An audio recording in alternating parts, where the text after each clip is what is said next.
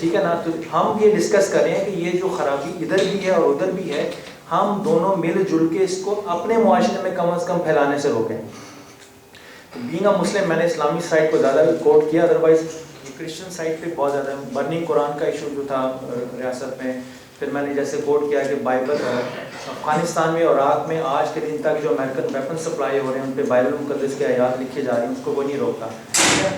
تو وہ چیزیں جب ہمارے ہاں جاتی ہیں, جب ہمارے یہاں بعض جاہل لوگوں کے ہاتھوں میں ایسے انسیڈنٹ آتے ہیں تو وہ اس کو اختلاف کو اور زیادہ ہوا دیتے ہیں. جیسے بش نے بھی کہہ دیا تھا کہ یہ سلیپی جگہ شروع ہو گئی, اس کی بھی بہت بڑی. میرا اپنا جو آرٹیکل لکھا ہوا ہے دی امریکن وار آن ٹیرر, ٹھیک ہے, وہ 40-50 صفحے پہ پورا تھیسس ہے, میں نے چھپوایا نہیں ابھی. میرا اپنا کنکلوژن یہ ہے اس 8 سالوں کا, یہ انٹائرلی ریلیجیس انٹینشنز کے ساتھ امپوز ہوئی ہے. فرق صرف یہ تھا کہ انٹینشنز ریلیجیس تھی, لینگویج پولیٹیکل تھی. یعنی بیان بازی پولیٹیکل ہو رہی ہے, ایسے لگتا ہے جیسے جمہوریت اور سیاست کے مسئلے ہیں, مگر انٹینشنز اور وہ مذہبی تھی, وہ سارے مذہبی تھے. اچھا ان کا جو سوری ایک منٹ, ان کا سوال تھا کہ آپ کا کیا ویر جی نہیں ویر جی کا سوال تھا. تو میں چونکہ مفتی صاحب کی میٹنگ اب ڈیٹیل سے ڈسکشن تو نہیں ہوتی, تو اشارے میں جواب دے دوں گا.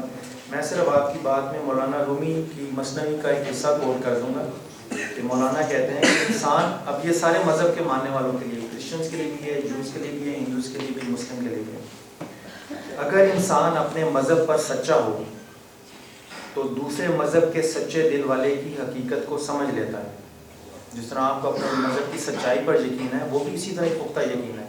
اور قرآن پاک کی میں نے آیت بھی دکھا دی کہ اللہ تعالیٰ فرماتے ہیں کہ میں نے ان کے اعمال ان کی نظروں میں مرغوب کر رکھے ہیں, پسندیدہ بنائے ہیں, وہ بے شک آپ کے نزدیک کفر ہی کیوں نہ ہو. اچھا, وہ کہتے ہیں کہ اگر انسان اپنے مذہب پر سچا ہو تو دوسرے مذہب کے سچے دل والے کی حقیقت کو سمجھ سکتا ہے, وہ اس پر ظلم کرنا پسند نہیں کرے گا, وہ اس کو اس کے اعتقاد پر مجبور سمجھے گا. آگے فرماتے ہیں کہ اگر تو کسی سچے دیندار پر ظلم کرتا ہے تو معلوم ہوا کہ تو خود اپنے دین کا پکا نہیں, چونکہ تیری اپنی فطرت گندی ہے اس لیے دوسرے کو بھی گندی فطرت والا سمجھتا. تو وہ آگے کہتے ہیں کہ اے ابدی لعنت کے مردود, اپنے بنائے ہوئے ٹیڑھے آئینے سے سب کو نہ دیکھ. تو ایک ہمارا اپنا پرسیوڈ کانسیپٹ ہے ریلیجن کا, جس کی نظروں میں ہم دوسروں کو مخاطب ہوتے ہیں. مگر جہاں تک اسلام کی بات ہے, اسلامی تعلیمات کی بات ہے, اسلام نے اسلام پر فخر کرنے کی یہ ریکوائرمنٹ نہیں لکھی کہ آپ دوسرے سے نفرت کریں. مولانا رومی کہتے ہیں کہ سور سے نفرت صرف اس لیے جائز ہے کہ اللہ نے بتایا ہے, ادروائز با اعتبار تخلیق وہ بھی اللہ ہی کی مخلوق ہے. تو اس طرح کے بہت سارے صوفیانہ کانسیپٹس ہیں, ریلیجس اسپریچولیٹی کے کانسیپٹ ہیں, جو بدقسمتی سے نہ کبھی اس لٹریچر کا حصہ بنے ہیں, نہ کبھی انٹرفیت ڈائلاگ کا بنا. تو میری یہ گزارش ہوگی کہ جب بھی اس طرح کے موضوعات ہوں تو تھیولوجی کے ساتھ ساتھ تھیولوجیکل اسپریچولیٹی جو ہے دونوں مذاہب کی, مسیحیت کی بھی, اسلام کی بھی, ہندو مذہب کی بھی, اس کو بھی زندہ کریں. اور اس میں آپ کو اتنی یونیورسل کامن ویلیوز مل جائیں گی جس میں ہم سمجھیں کہ ہم ایک ہی فیملی کے 2 لوگ ہیں.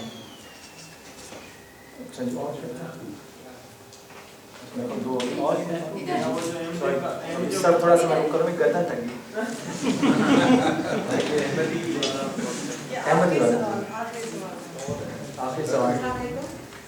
میں اپنے آپ کو اتنا تو نہیں سمجھتی کہ میں آپ کے لیول کی بات کر سکوں گی, لیکن یہ بات جہاں تک میری سمجھ میں آئی کہ ایک رعایا کھڑی ہوئی ہے اور اس کے سامنے حضرت موسیٰ علیہ السلام ایک لاٹھی لے کے کھڑے ہوئے ہیں اور جس پہ پیتل کا سانپ بنا ہوا ہے, اور اللہ کی طرف سے حکم آیا ہے کہ آپ اس پیتل کے سانپ کو جو دیکھے گا وہ بچے گا. اس میں 4 قسم کے لوگ ہیں. ایک وہ جو اپنے آپ کو بہت زیادہ طاقتور سمجھتے ہیں, ان نے اپنے یہ دل میں لایا کہ وہ طاقتور ہیں اور وہ اپنے آپ کو بچا لیں گے ان سانپوں سے, لیکن سانپ ان کو کاٹے. دوسرے جو اپنے آپ کو سمجھ رہے ہیں وہ بول رہے ہیں کہ ہم جن کو سانپ کاٹے ہیں ہم ان کی مدد کریں گے, ان کی مطلب جیسے ہاسپٹلس میں لے کے جائیں گے اور ان کی تیمارداری کریں گے, لیکن سانپ ان کو بھی کاٹے. ٹھیک ہے. تیسرے جو قسم کے لوگ ہیں وہ کیا کہتے ہیں کہ موسیٰ علیہ السلام جو ہیں وہ اللہ کے پیغمبر ہیں, ٹھیک ہے, وہ ان کو دیکھیں گے تو وہ بچ جائیں گے, لیکن سانپ ان کو بھی کاٹے. لیکن جو اللہ کی طرف سے حکم آیا ہے اور جو بولا گیا ہے کہ جو اس پیتل کے سانپ کو دیکھیں گے وہی بچیں گے, और जो चौथे किस्म के लोग हैं वो बच गए, क्योंकि उनने उन पीतल के सांप को देखा। अब जो पहले वाले हैं वो मेरी समझ में ये आया कि वो जो ये हमारे आलमा और अलीम हमें सिखा रहे हैं कि हमें ये करना चाहिए, ये नहीं करना चाहिए, ठीक है, तो सांप उनको भी काट रहे हैं, ठीक है। दूसरे जो है वो जो बोलते हैं कि हम नमाज नहीं पढ़ते, हम मुसलमान नाम के हैं, ठीक है, नमाज नहीं पढ़ते, लेकिन हम अल्लाह के जो हुक्म हमें मिले हुए हैं हम वो काम कर रहे हैं, ठीक है, लेकिन इस्लाम उनको भी सांप उनको भी काट रहे हैं। तो मेरी जान जब ये बात आई कि अल्लाह की तरफ से हमें मैसेज मिला कि हम एक दूसरे से प्यार मोहब्बत से रहें, पीसफुली रहें और उस खुदा को माने जो ऊपर की ज़ात है, ठीक है। जो हम लोग यहाँ पर जो मेरी एज के लोग हैं, यंगस्टर्स जो हैं, वो क्या करें? वो उनको तो कोई चाहिए, कोई ऐसा टीचिंग चाहिए, जो कोई ऐसा अच्छा माहिरीन चाहिए जो उनको सही राय पे लेके आए।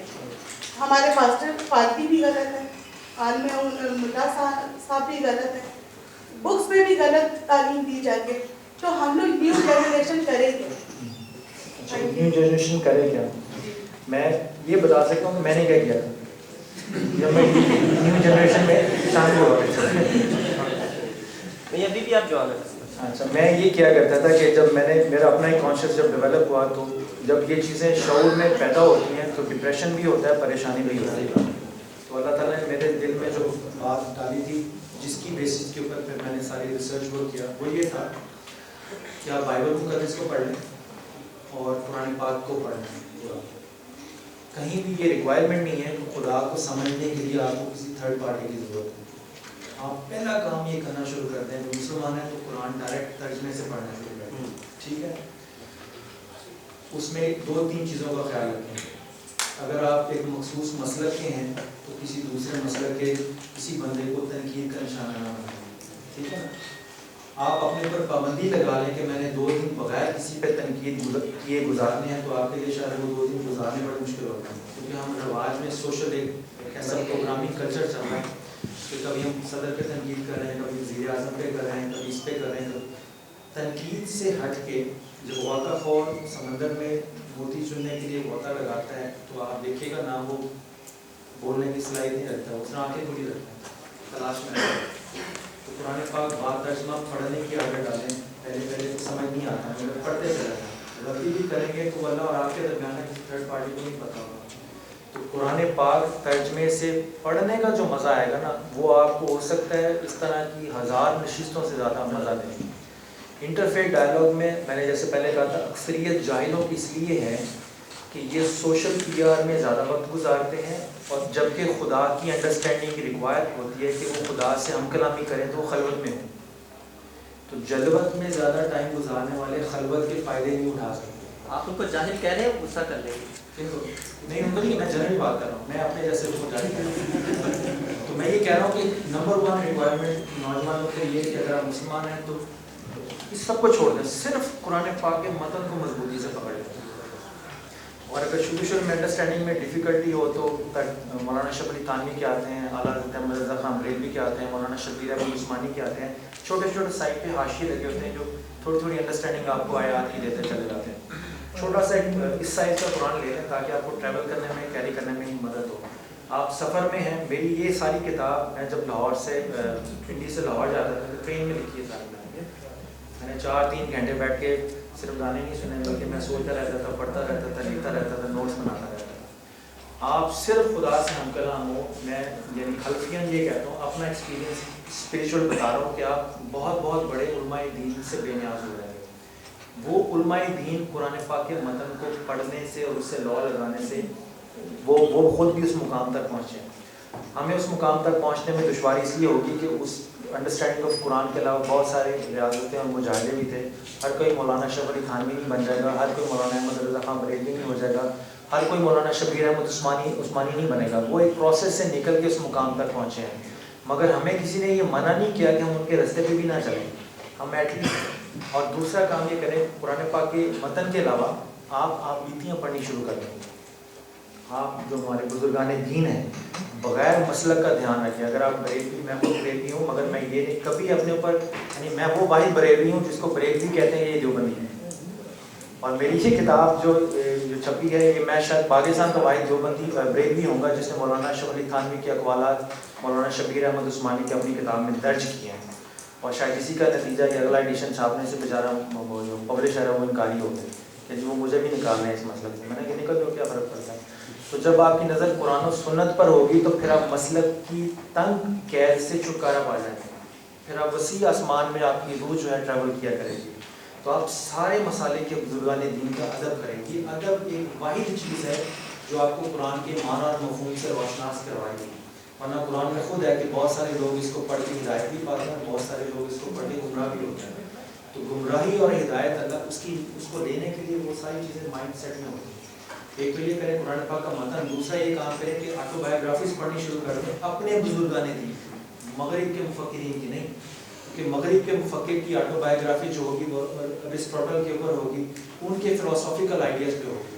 اگر آپ نے آٹو بایوگرافی پڑھنی ہے تو تبلیغ جماعت کے جو بانی ہیں مولانا لیاس ان کا پڑھ لیں، مولانا ذکیہ صاحب کا پڑھ لیں، مولانا اشرف علی تھانوی صاحب کی آٹو بایوگرافی پڑھ لیں، حاجی امداد اللہ مہاجر مکی کی آٹو بایوگرافی پڑھیں. اس میں کیا فرق چیز آپ کو ملے گی کہ روزمرہ زندگی میں جب کوئی ڈیسیجن میکنگ کا لمحہ آتا ہے آپ کے پاس تو اس ڈیسیجن میکنگ کو ڈیسیجن پروسیس کے اندر آپ فلسفی ایڈ کرتے ہیں، یہ قرآن پاک کی وزڈم ہے.